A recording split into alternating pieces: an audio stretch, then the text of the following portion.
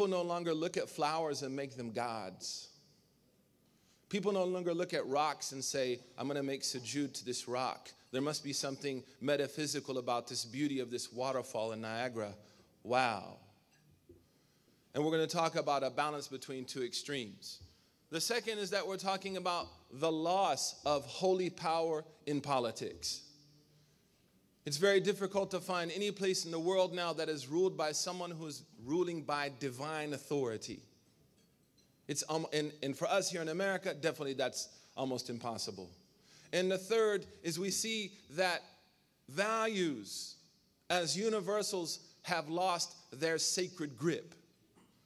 Now, when you talk about this, we get nervous. Exactly. And I believe that that nervousness is one of our problems. In fact, I would say that the reaction of our communities, and I can speak on my own experiences, not yours, towards the threat of secularism has actually empowered secularism. That our reaction to, and I say this with respect, coming to America in fearing that I might lose something that I hold traditionally and culturally as sacred, my reaction to that may in fact have empowered that monster that I fear. As an American convert, when I lose the clothing that I've worn my entire life, I change my name, I change my food, I change my attitudes in order to please a dominant immigrant culture.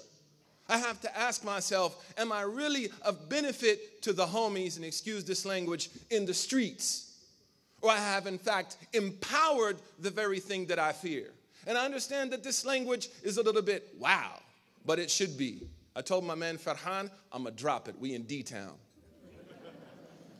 But I want you to listen carefully and don't jump to quick conclusions. White convert, Azhari, super liberal, off. No, don't do that. Because that's how we, again, empower the very thing that we fear. In solidarity with my Egyptian brothers and sisters, I have to quote some Shawqi. And Ahmed Shawqi has a very beautiful poem about an ant. كانت النملة تمشي مرة تحت المقطم فارتخى مفصلها من هيبة التعوض المعظم. You know, he talks about this ant, you know, the Mu'attam in Cairo, these hills. And he talks about this small ant who was climbing up this mountain, and suddenly she looked up and said, I'm on a mountain. I'm an ant. How could I be on a mountain? I'm a namla. So ma'rifah, you know.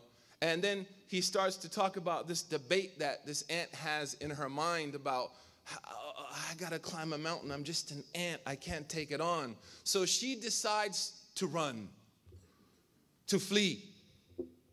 And he says, you know, sallamtu, you know, I gave in to my mind. I gave in to this waswas. And he said, saqatat fi shibri ma'in huwa inda namli kalyam. Ya salam.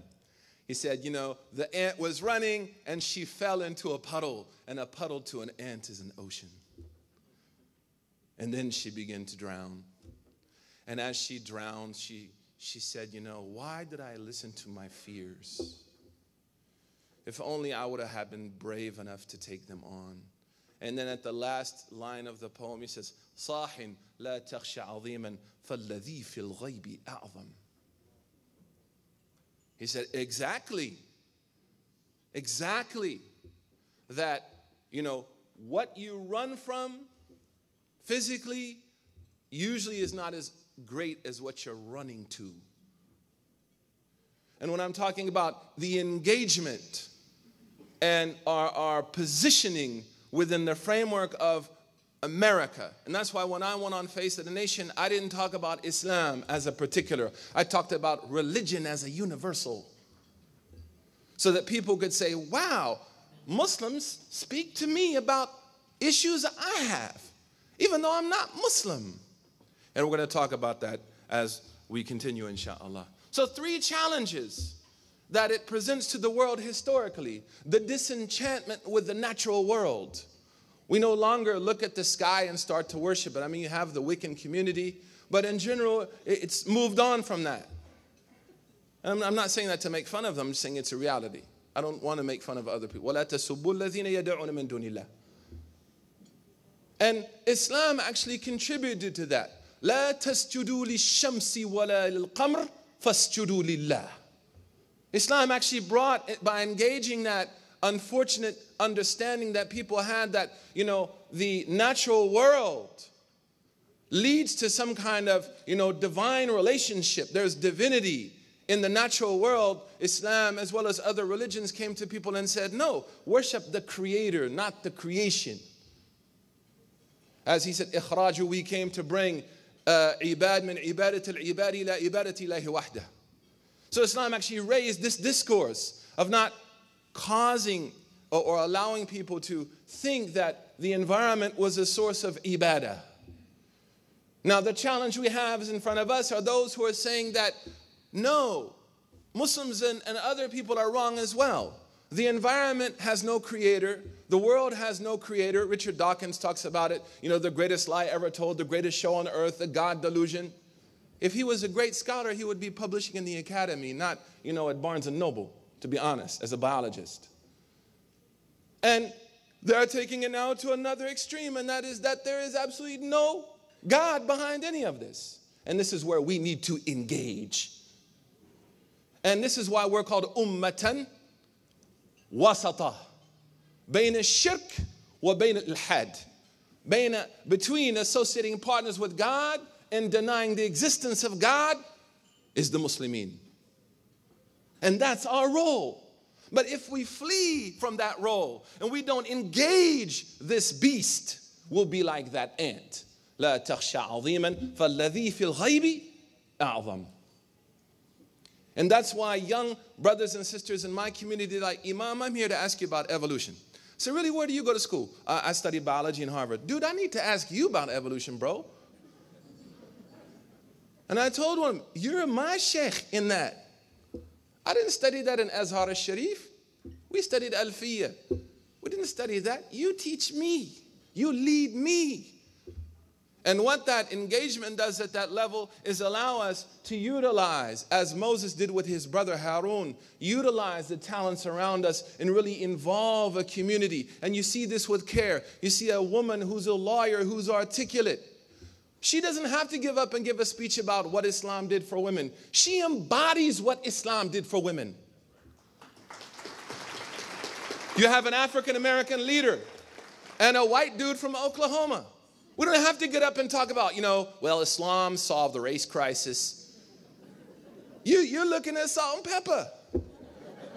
Push it. Honestly. And if you don't know what push it is, ask your kids. Don't wiki it though. So when we are able to institutionalize not only responses, but also answers, because I have a problem of constantly responding and not being creative. But the reason that we lack creativity at times is because we're like the ant. I'm running. I don't have time to be creative.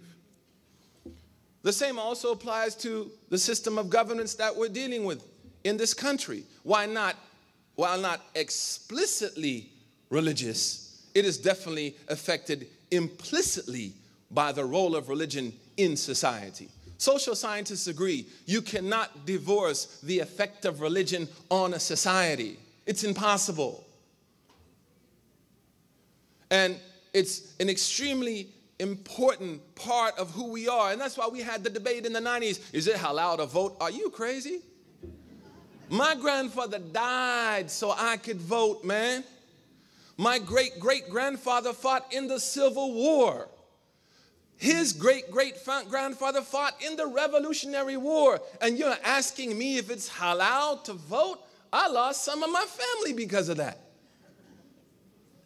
We actually had these discussions until now. I remember there was a CAIR flyer in a masjid and a convert brother who's so uncomfortable with his own skin, who adopted a complete different lifestyle, was tearing down CAIR posters. So I said to him, man, I care about CAIR, bro. Why are you tearing down CAIR posters? He said, these people are kuffar. I said, every single one of them?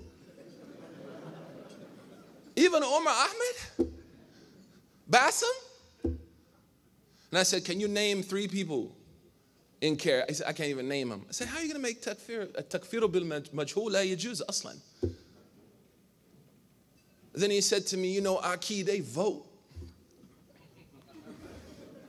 And we had this discussion about voting. And I've come to a stage in my life, I just don't have the bandwidth for it anymore. Voting's haram, okay, bye. I'll try to talk to you, but if you're not interested, I just don't have the bandwidth. I'm 40, I got 2 kids, I got bills to pay. But the engagement, and we reacted initially in the early 90s when institutions started to be built. I remember people looked at CAIR like, I don't know about them, man. They got girls working for them. And that's a normal process. We are still prepubescent in our institutional development. We are marred by mediocrity at an institutional level. Very few of our communities even have staff in our masajid or people to greet people when they walk in. The most terrifying experience I've had in my life is not walking into a nightclub, is walking into a mosque and no one was there. So engagement. And then, of course, is ethics. And Islam brings something unique to the concept of ethics being transitional in their ethical worth and value. Because Islam did not only give us sacred values that we adhere to, like truthfulness and the absence of oppression. And we see what's happening in Syria. We ask Allah to destroy that man, inshallah. And to bless the people with, someone who will bring pleasure to them, inshallah. And be pleasing to God.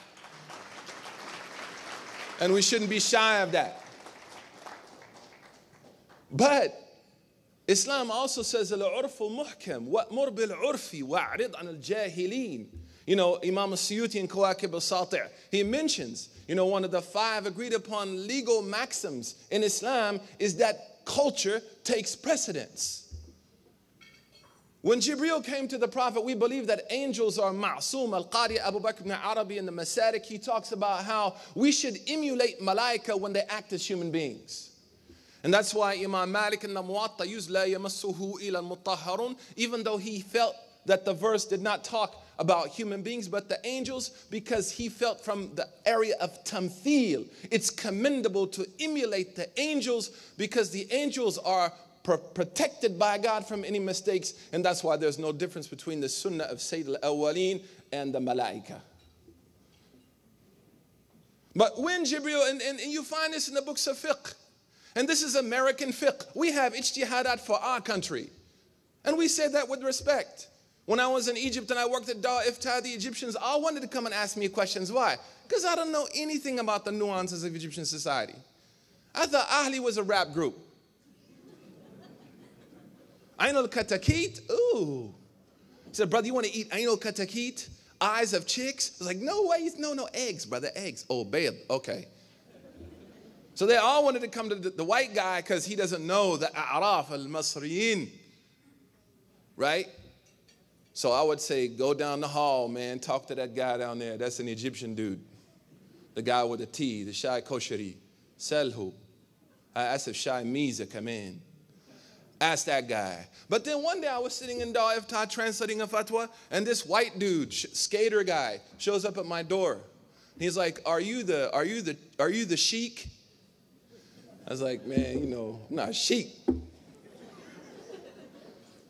He said, well, the guy down there told me I can't ask him. I got to ask you because you understand us. This was one of the muftis in Dar Iftah. So I called him. His name, of course, Sheikh Shalabi. Labud an yakun Shalabi. So I said, Sheikh, why you send this dude to me, man? He said, because those are your people. You have certain things, lata'if, that I don't understand. Handle it. Whatever you answer, I'll just sign it. Don't worry about it. It's all right. Then it was a divorce issue. I was like, thanks a lot, Sheikh. Right? It became Jerry Springer and Dar Iftah. But the beauty of our faith is not only does it bring, and this is why Gardner, this incredibly profound sociologist in the mid-90s, when he said, you look at postmodernity, there is one religion that is absolutely equipped from the ground up to engage the speed of a technocratic world, the speed of a world that is demanding freedom. And he said that, and we see now what's happening in Muslim countries. Demand for change. He said, there is only one faith that I see, and he wasn't Muslim, that is able to engage postmodernity by the horns. And he said something interesting. It is not the Islam of the 10th century. It is not the Islam of the 6th century. It is the dynamic, pluralistic, empowering Islam of the Prophet's era. And Allah says in the Quran very beautifully, and that's why I'm very concerned about, and I mentioned that on Face of the Nation too, tasweedul hayat, yani. That in order for me to validate my religion, I have to paint the worst possible picture in the world. Of course. Of course. In a restroom with no toilet paper, the person with a handkerchief becomes God. Of course. Sorry for the metaphor. Been saving that one for a while. I use it in Detroit. Because Detroit people are real. Right? In Boston, they might be like, was that a vegan handkerchief? Or, but in Detroit, they're like, just give me the handkerchief, man. Philly too. But the portrayal of the world isn't, and that's why the ulama, we have a qaida usuliyya, that it's not allowed even to extract rulings from the hadith that talk about the portents of the hour. We don't have a Jim Jones problem. Because you're not allowed to make ahkam from that because it makes people crazy. And it causes them to give up. But how does Allah describe the Islam of Umar? A person who was said about him, his himar wa aslam qabalahu. His donkey will become Muslim before him. Allah says, أَوَمَنْ كَانَ مَيْتًا فَأَحْيَيْنَاهُ. The one who is dead and we brought him to life. Ibn Qayyim said, Omar wasn't spiritually dead. He was physically dead. He was spiritually dead, and Islam gave him life. It empowered him. So when we're talking about values, it's not just because it's American, it's bad. My mother, may Allah bless her, my mom in Oklahoma, we went to church 3 times a week. And you wore a suit to church when you were 4 years old. I remember once they were singing some hymns, and I took the hymnal book, and I was going, with the paper. I knew Tyson before Tyson was around. My mother literally elevated me. I don't know how she did it. It was like Harry Potter. Again, we're distancing ourselves from magic, but she literally hovercrafted me over the pew, took me outside, and beat me down. And you know what she said? You don't act like that in God's house. That's a white American woman, born and raised in Oklahoma. We didn't eat in restaurants. It was an aib to eat in restaurants in my house. My mother worked 40 hours a week as a personnel director of a major corporation. She would call me when I would get home from school. Did you eat outside? No. Good. Don't. See you at 5:45. That's an America that we might not have been exposed to because we've been exposed to Baywatch. And again, it goes back to fleeing and not engaging. Fleeing and not embracing. But Allah says, li ta'arafu tufidul musharaka. That not only after 9/11 do we need to tell Americans, and I'm speaking to us, non-Muslims, and Muslims who don't understand us, you need to learn about Islam. The paradigm of Surah Hujurat is we need to learn about each other. So when we're talking about ethics and values in morals, Islam comes with concrete, usually very universal. وَعَاشِرُوهُنَّ بِالْمَعْرُوفِ. تُحِبْهَا فَاشْتَرِ لَهَا شَوْكْلَةً فَطِعْمَهَا لَعْلَكَ تُفْلِي. Doesn't say that. In Quran, if you love your wife, buy her Ali. At the natural world as a god. Fairies and magic and all that stuff. And you can see how our communities negotiate that. If anyone gets sick in our community or starts acting weird, what do we say? Go to the doctor or go to the sheikh? Go to the sheikh. You got a jinn, B. Less than 2% of the Sahaba had jinn. 96% of our community has a jinn. What does it tell you? I'm not saying that to be funny. I'm saying it shows you how we're navigating the traditional now versus certain realities. And I'm not discounting the fact that there could be jinn, but 99 times that people come to me, it's usually not once. Once I had one, and when you see it, you know it. You know it. Number two is the engagement of the reality that political systems are no longer ran by a pope, someone who's been given divine authority. And third is the idea that ethics, and this is a challenge for us, because in all three we follow somewhere in the middle. And that's why we're ummatan wasata. And that verse in Surah Al-Baqarah is verse number what? Verse 143 in a chapter that has 286 verses. So وَكَذَلِكَ جَعَلْنَاكُمْ أُمَّةً وَسَطًا is right in the middle of the surah. So in all of them, we're in the middle. And all of them we have to navigate, because if we flee like that ant, we see what happens when our children become culturally different than we are. The constructs and reality that they view the world through is not the same that we do. And that's why we value people like Imam Dawood, who can go in and spit to them youngsters in that school. We value Abdurrahman Murphy, who can come and say what we need to say, but we just don't know how to say it. My own son, Malik Shabazz, told me, Dad, I don't understand what you're trying to tell me. So I have to go find a youth leader or youth director who has a little swag and turn him on to my son. Say the exact same thing I said, but just say it in the way he understands it. So engagement instead of fleeing. And when you couple that with fears of a new community in America, that we're going to lose something from the balad. We're going, the basbousa just don't taste the same, man. I understand that. But that is a historical fact. The gulab jamun just is not quite there. Let's not talk about paya. We can flee or we can engage. And Allah says, ukhrijat linas. And this lam is called lam al-fa'ida. I haven't seen it translated properly. That you were sent for the benefit of humanity. You are for the benefit of others. وَإِذَا رَحِمْتَ فَأَنْتَ أَبٌ أَوْ أُمٌ هَذَانِ فِي الدُّنْيَا هُمْ رُحُمَاءُ صَلَى اللَّهُ عَلَيْهِ وسلم. Now, that's why I find it very interesting when we do fundraisers now, we talk about 10,000, 100,000. But what you should do is go look at the nonprofit registered Islamophobe organizations. See what their yearly budget is. You'll be shocked. In Boston alone, you are aware of the struggle, and CAIR was key in that struggle to build the masjid there. We discovered that one institution, their yearly budget was $22 million for Boston. For Boston. And the reason I think that we have apathy, and I say this, I'm talking to myself when I say we, is because we haven't engaged the struggle. You can't understand a race unless you run it. That's why you see these lawyers, they speak with such passion, because they look at structural injustice in the face. They understand what structural injustice can do to people. And many of us will say, but I'm rich, man. That don't happen to me. I'm successful. I made it.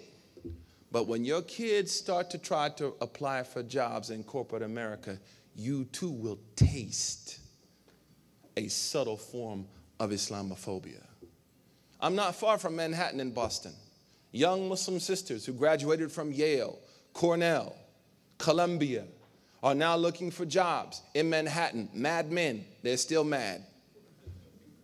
And they're like, Brother Imam, I just don't know why I can't get a job. I can't get a job at a basic level, man. And then Shaitan comes to them and says, it's because you wear hijab. It's because you need to show a little skin. You need to show them that there's more to you than just your mind. And now imagine a young professional Muslim in Manhattan paying that Manhattan rent and knowing that they're qualified, not able to find a job. And recently there was a film on YouTube about Monster.com, an African-American woman. Actually, you had to fill out on there that your race is white or black, or you don't have to say. So she initially had African-American, and she got no responses. Then she put no race, a few responses. Then she said, I'm going to just see what happens. She put white. She said, I got 7 responses in one day. So don't think that this is just a problem for our immigrant brothers and sisters who come overseas. As she said, Hayya nashrab shay, come in. La, this is a structural problem. that is rooted, and this is my last point, rooted in how Islam is being portrayed to the